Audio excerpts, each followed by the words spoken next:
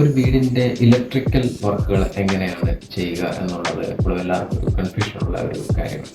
മിക്കപ്പോഴും അത് കൺസ്ട്രക്ഷൻ നടക്കുന്നതിന്റെ സമയത്ത് കൺസ്ട്രക്ഷൻ കഴിഞ്ഞ് പ്ലാസ്റ്റർ ചെയ്യണം എന്നുള്ള സ്റ്റേജ് വരുമ്പോൾ പെട്ടെന്ന് തന്നെ ഒരു ഇലക്ട്രീഷ്യൻ വരുന്നു. ഇലക്ട്രീഷ്യനെ ഒരു റൂമിലേക്ക് അവർക്ക് ചെയ്യാൻ തോന്നുന്ന ഒരു വാളിലേക്ക് ഒരു ലൈറ്റ് വെക്കുന്നു, സ്വിച്ച് ബോർഡ് വെക്കുന്നു, ഇങ്ങനെ പോവുകയാണ് ചെയ്യാറ്. ഇതുകൊണ്ടുണ്ടാകുന്ന പ്രശ്നം എന്ന് വെച്ചാൽ ഇത് കഴിഞ്ഞിട്ട് നമ്മൾ ഓരോ ആവശ്യങ്ങൾക്കുള്ള ഫർണിച്ചേഴ്സ് പ്ലേസ് ചെയ്യുമ്പോൾ ചിലപ്പോൾ നമുക്കിപ്പോൾ ഒരു അയണിങ് ടേബിൾ വീട്ടിൽ പ്ലേസ് ചെയ്യണം. ആ അയണിങ് ടേബിൾ പ്ലേസ് ചെയ്യുന്നതിന്റെ തൊട്ട് മുകളിലായിട്ട് വളരെ അടുത്തായിട്ട് നമുക്ക് ഒരു ഇലക്ട്രിക്കൽ പോയിന്റ് ആവശ്യമുണ്ട് അയൺ ഉപയോഗിക്കാനായിട്ട്. അപ്പോൾ അതിന് നമുക്ക് അവിടെ ഒരു പോയിന്റ് ഇട്ടിട്ടില്ല എങ്കിൽ നമുക്ക് ആ ടേബിൾ ഒന്നുകിൽ പോയിന്റിന്റെ സ്ഥലത്തേക്ക് നമ്മൾ മാറ്റണം, അല്ലെങ്കിൽ അവിടെ നിന്ന് ഒരു വയർ എക്സ്റ്റൻഷൻ വെച്ച് നമ്മൾ ഉപയോഗിക്കണം. ഈ ഒരു സിറ്റുവേഷൻ നമുക്ക് പ്ലാനിങ് സ്റ്റേജിൽ തന്നെ നമ്മൾ ആദ്യമേ ഇലക്ട്രിക്കൽ ഡ്രോയിങ് ചെയ്യുമ്പോൾ തന്നെ പ്ലാൻ ചെയ്താണ് ചെയ്യുന്നതെങ്കിൽ ഒഴിവാക്കാമായിരുന്നു.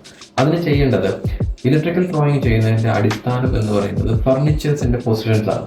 ഒരു വീട്ടിൽ നമുക്ക് എന്തൊക്കെ ഫർണിച്ചേഴ്സ് ആണ് വേണ്ടത്, ഏതൊക്കെ റൂമിൽ ആരൊക്കെയാണ് ആ റൂം ഉപയോഗിക്കുന്നത്, അവർക്ക് എന്തൊക്കെ റിക്വയർമെന്റ്സ് ഉണ്ട്, അവർക്ക് എന്തൊക്കെ ഫർണിച്ചേഴ്സ് വേണം, അതിനെ ആദ്യം പ്ലേസ് ചെയ്യുകയും ആ ഓരോ ഫർണിച്ചറിന്റെ ആവശ്യത്തിനനുസരിച്ചുള്ള ഇലക്ട്രിക്കൽ പോയിന്റുകൾ അതിന്റെ അടുത്തായിട്ട് തന്നെ അല്ലെങ്കിൽ അതിന്റെ മുകളിലായിട്ട് തന്നെ അല്ലെങ്കിൽ കൈയെത്തും ദൂരത്ത് തന്നെ ആയിട്ട് കൊടുക്കുകയും ചെയ്താൽ തന്നെ ഏതാണ്ട് 80% ഒരു വീടിന്റെ ഇലക്ട്രിക്കൽ ഡ്രോയിങ്, ഇലക്ട്രിക്കൽ പോയിന്റിന്റെ പൊസിഷൻസ് നമുക്ക് കറക്റ്റ് ആയി കിട്ടും.